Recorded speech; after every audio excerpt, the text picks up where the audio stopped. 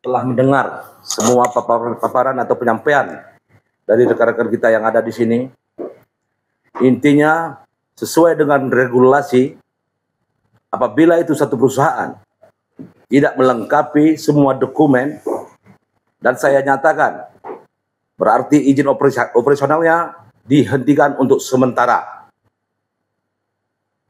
Dan apabila perusahaan nantinya telah melengkapi, kita akan cabut itu penutupannya dan kita buka kembali setelah kita surati kepada gubernur.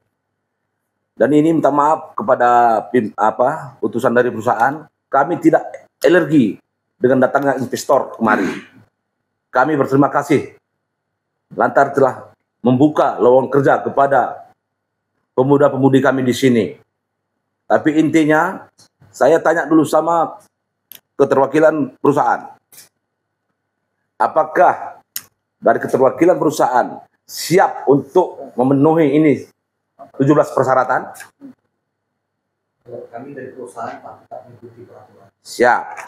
Dan tenggang waktunya? Kami akan upayakan sesegera mungkin. Baik, sesegera mungkin. Akan tetapi sebelum dokumen ini dilengkapi, kami dengan rasa berat hati memang segera kami surati dan kami tutup sementara operasionalnya. Ini tidak secara istilahnya permanen, tapi sifatnya sementara. Pun demikian, kalau nantinya para pekerja atau karyawan yang ada di perusahaan akan datang kepada kami hanya mengatakan ini sifatnya penutupan sementara.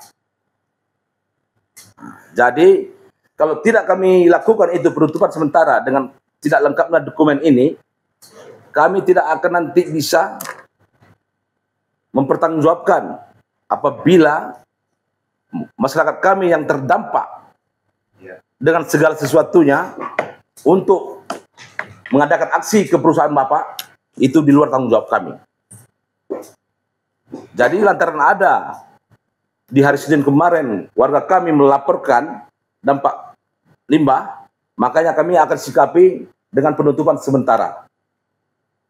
Saya rasa kita sepakat seperti yang dibilang yang penyampaian pimpinan DPR tadi, untuk sementara ditutup sesuai dengan regulasi seperti yang disampaikan Kepala Dinas Terakhir tadi.